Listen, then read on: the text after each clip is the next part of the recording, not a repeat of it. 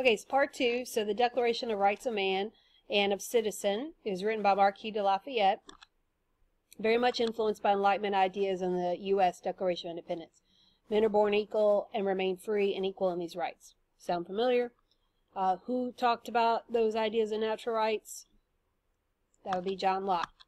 So the rights that were included, they seem like ones that we have in our own Constitution, and they adopted the motto of liberty, equality, fraternity, which means brotherhood. So the things are going okay, and then things get really bad. You ever heard that saying, if mama ain't happy, ain't nobody happy? Well, the mamas get very unhappy, because not only do the mamas not have food, but that means that their kids don't have food. And so this is a painting of the March of the Fishwives to Versailles, and they actually march to Versailles. They demand to have Marie Antoinette.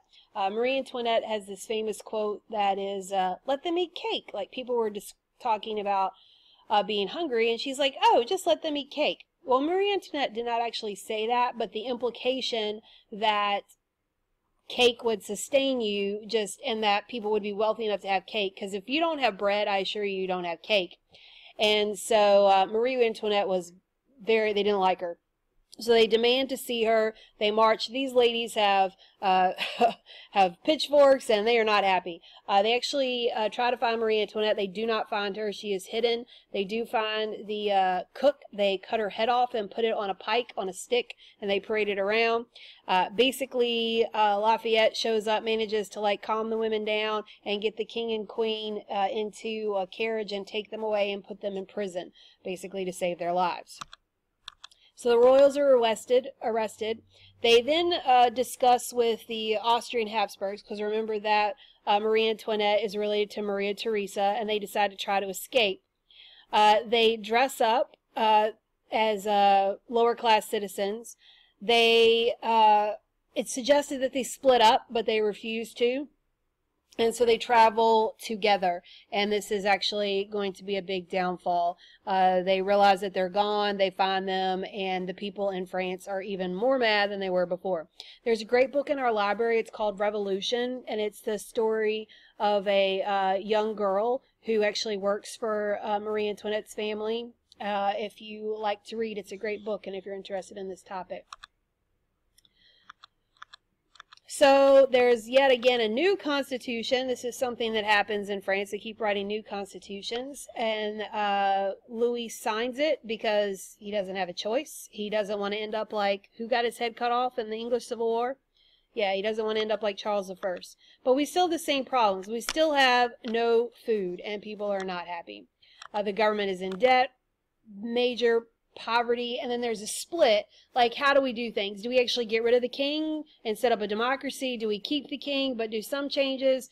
And so there's all these divisions going on. And this leads us to phase 2 of the revolution, and we're going to begin the Reign of Terror. So let's see what John Green has to say about this.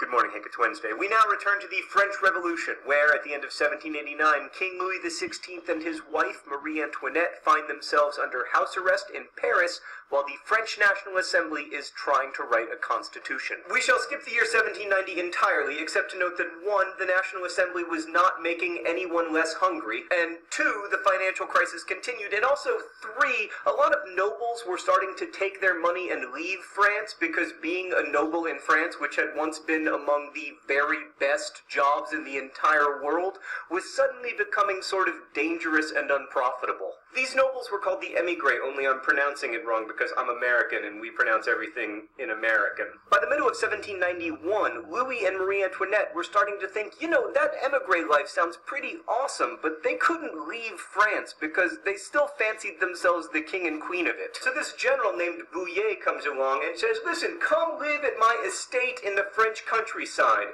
Blue skies, clean air, no revolutionaries plotting your destruction. For making this offer, by the way, Bouillet would later be likened to a bloodthirsty despot in the French national anthem. But anyway, in July of 1791, Louis and Marie Antoinette decide to light out for Bouillet's country estate. They dress up as servants, have their servants dress up as royals, sneak out of their house arrest, and if you've ever read a Shakespeare play, you know what happens next. The ruse is discovered and everyone lives happily ever after. Well, the ruse was discovered anyway. Still dressed as servants, Louis XVI and Marie Antoinette are captured in the city of Varennes just one day after leaving, and they are humiliatingly returned to Paris in their servant getup. But the worst part about all of this is that some of the more radical revolutionaries, including a group called the Jacobins, argue that Louis XVI leaving Paris amounted to him basically abdicating the throne, and that therefore France has no king, which means that France can now become a republic. Alright, so the next month, July, these Jacobins have a huge petition drive in the Champ de Mars, and lots of people come to sign the petition saying, yes, the king abdicated his throne, we should be a republic. And then troops controlled not by the king, but by the National Assembly show up and end up firing on the crowd, killing 50 people. Now you'll remember, the National Assembly was the voice of the revolution, the people who started the idea of a representational government for France, who went to that indoor tennis court in Versailles and pledged not to stop until we have a constitution. But suddenly it's the National Assembly firing on a crowd to try to control revolutionary fervor. You see this all the time in history during economic contractions. What looked like radical hope and change a year ago suddenly becomes the man. But by September of 1791, the National Assembly finally finishes its constitution, fulfilling the tennis court oath and ushering in a constitutional monarchy in which the legislative assembly has most of the power, but the king has veto power on certain things. Around the same time, France's neighbors start to get pretty nervous about all this talk about representational government, especially the Holy Roman Empire, which, as Voltaire once famously noted, was neither holy nor Roman, nor an empire. The Holy Roman Empire was a loose confederation of states, and the Holy Roman Emperor was a guy named Leopold II, who was not holy, not Roman, and not an emperor, since basically he only directly controlled Austria. But he was Marie Antoinette's brother. Also, like a lot of monarchs, Leopold II liked the idea of monarchies, and he wanted to keep his job as a person who gets to stand around wearing a dress, pointing at nothing, owning winged lion monkeys made of gold. And who can blame him? Leopold II figured that having a neighbor turn into a republic might be bad for his job security, so he, along with King William Frederick II of Prussia, issued the Declaration of Pillnitz, which promised to restore the French monarchy and naturally further radicalize the revolutionaries in France. Also, it's worth mentioning again that nothing that the Assembly or the Jacobins or King Louis XVI has done anything to address the underlying problems, which is that the French people are hungry and the country of France is broke. But then, in April of 1792, finally, King Louis XVI and the National Assembly agree upon a plan. Let's invade Austria.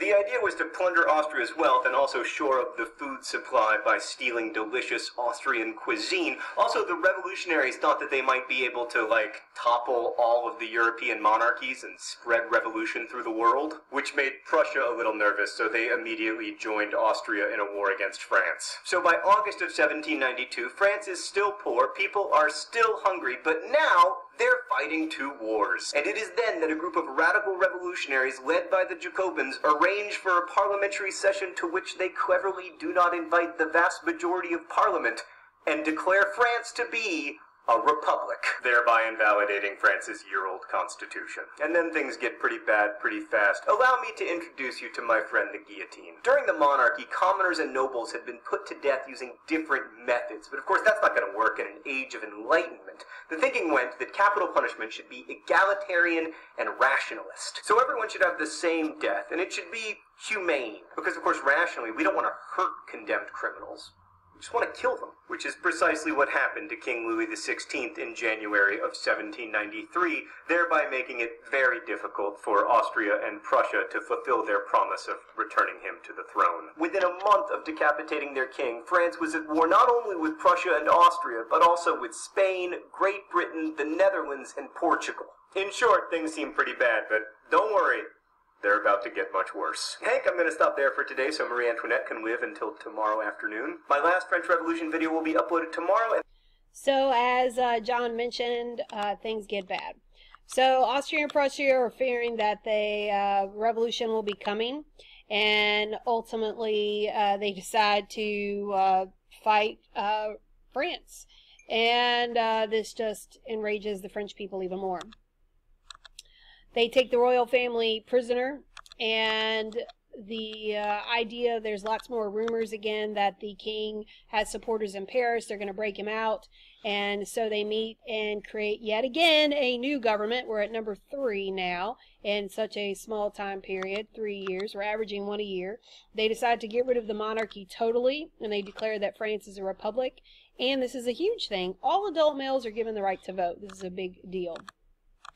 So this is again phase 2. This is the Reign of Terror, where the Jacobins actually put Louis XVI on trial, and just like what happened to Charles I, they sentenced him to death, and he's beheaded by the guillotine. The guillotine is supposed to be a quick, effective death,